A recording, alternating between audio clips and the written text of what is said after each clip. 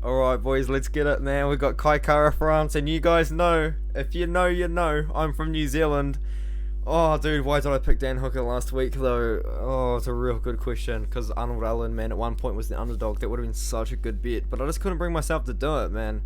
I couldn't bring myself to not pick again, pick for Dan Hooker.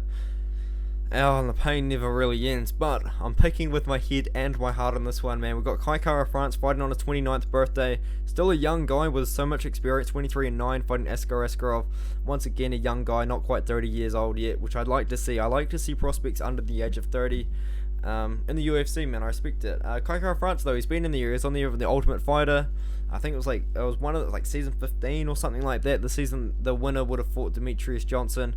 He found some success on that season, I think. Where are we looking? Yeah, season 24. Not even close. Not even close whatsoever. But yeah, man, he knocked out Terrence Mitchell, and then lost to Alejandro Pantoja. Didn't get the call up to the UFC, but went on a decent win streak from there. Went on a win streak in the UFC, and only recently has he been showing his power. He knocked out Rogerio Bontorin at the end of the first round after getting dominated on the ground, and he knocked out Cody Garbrandt, and he showed really good stand-up in that fight.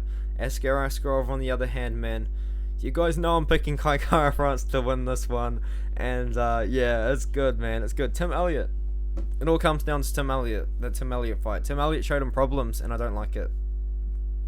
As simple as that. Brandon Moreno also beat him as well. Simple as that again. Yeah, I think if Tim Elliott can show Askarov problems in the grappling, I think that Kara France is probably going to have good enough takedown defense to keep the fight on the feet if he needs it. He's shown really good submission defense against Rogerio Bontorin. He knocked out Cody Garbrandt only a couple of months ago. He's motivated. He believes that he can be a champion.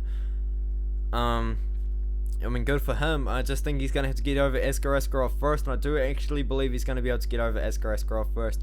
Askarov has obviously had problems with the weight cut in the past, came in at 127 in his last fight against Joey Benavidez, which is why he didn't actually get to have a title shot after that. And Askarov as well, man, he's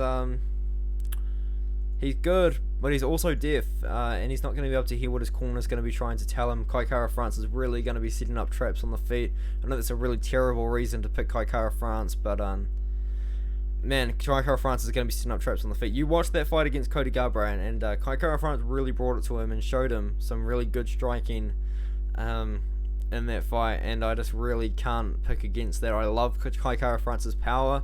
I love his striking. I think he's going to show it to Askarov, and I genuinely believe we're going to get a very big underdog win. I think that the dogs are going to be barking from New Zealand, and we're going to get an underdog win here in Kara France. Do not let me down, boy. Dan Hooker, man, oh, he ruined me yesterday. You guys have no idea how upset I was when I saw Dan Hooker lose. Oh, dude, like, I was so upset, man. I couldn't really do anything. But anyway, Kara France, I trust in him to get the win. I really do. And I hope he wins, otherwise I will probably will cry.